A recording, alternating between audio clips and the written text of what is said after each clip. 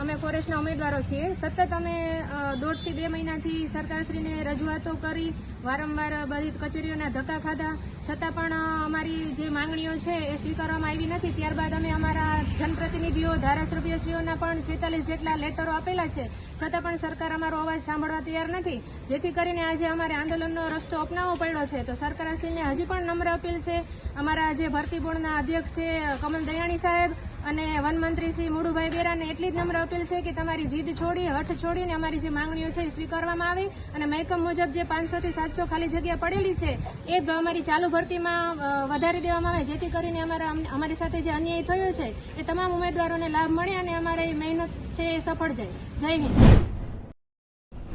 એવી રીતે મિત્રો અમે ઘણા સમયથી ગાંધીનગરના ધક્કા ખાઈએ છીએ અને આજે ઘણા બધા અમારા ધારાસભ્યો જે અમારા સપોર્ટમાં આવ્યા અને 48 જેવા લેટર પેડ અમે એકઠા કરી અને 5 અલગ અલગ શાખામાં અમે જમા કરાવી દીધા છે।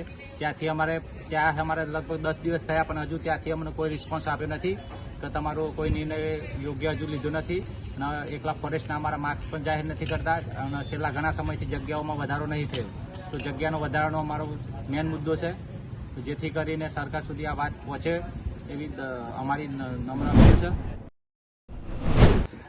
અમે આ છેલ્લી વખત અપીલ કરેલી છે। હવે પછી જો અમારું આ ન્યાય નહીં મળે તો અમે જો આંદોલનની શરૂઆત છે, જો હજી બી અમારી માંગણી સ્વીકારવામાં નહીં આવે તો આનાથી પણ ઉગ્ર અમે આંદોલન કરીશું।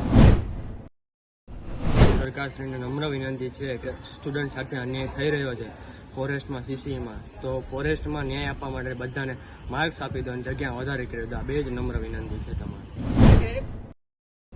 જાહેર કરી શકે તો અમારી એક્ઝામના માર્ક્સ કેમ જાહેર નહીં કરતા? એવું તો પેટમાં તમારે શું પૂછે? એના કારણે અમારા આંદોલન ઉપર ઉતરવું પડે છે। અમે બી નવરા નહીં, અમારે વારે ઘડી ગાંધીનગરના ધક્કા ખાવા પડે।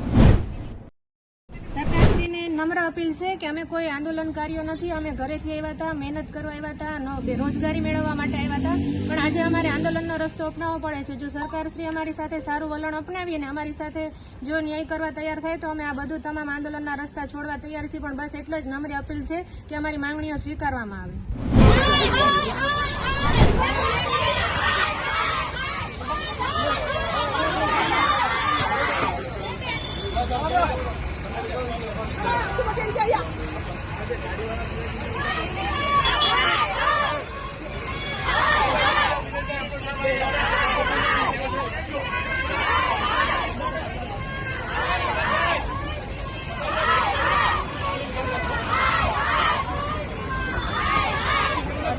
આપો.